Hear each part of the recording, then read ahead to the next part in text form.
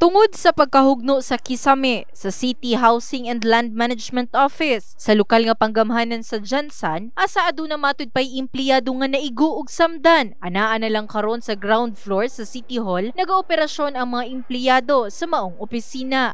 Ulahin ako naka-feel og kurog og karang kuan ma'am tong pauli na ko ma'am kay nagpanik naman ang mga tao kay nadagi daw tsunami ang nila. Makakos na gid siya og sa mga nagano gani mi basig may anxiety na kay gamay lang tindugan na namo. Dugang pausab sa empleyadong si Judith Dugaduga. Trauma matud pa iyahang nabati bisan sa hinay lang nga linog.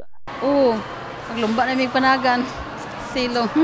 Nang hinaot sila nga adunay stress debriefing ang ipahigayon ngadto kanila. Kailangan jud namo siguro na ma'am kay lisod kuan sobra jud among trauma ma'am baskin trauma na gay mi na trabaho japon mi kay nabaya mi sa gobyerno ma'am serve japon namo. For me ma'am need gid kay namo siya especially karong gikan mi sa city housing isa man gid sa city housing naanuhan og office. Oo.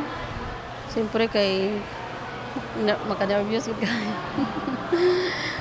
Murag na trauma na mi sa kuan ba katong kusugod kay primero nga kuan. Apan butsyag ni City Administrator Attorney Franklin Gacal nga adunay ginapangandaman nga stress debriefing sa mga empleyado sa LGU Jansan tungod sa nahitabong 6.8 magnitude nga linog.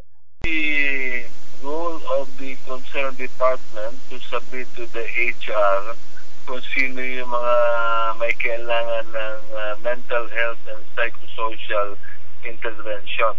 So it will be a close coordination between the HR and the City Health Office. Kahinumduman nga ipahigayon usab sa stress debriefing ang mga estudyante ug magtutudlo sa Jansan tungod sa stress ug traumang naangkon nakalabay nga linog.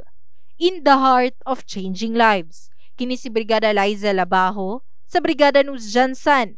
Brigada News.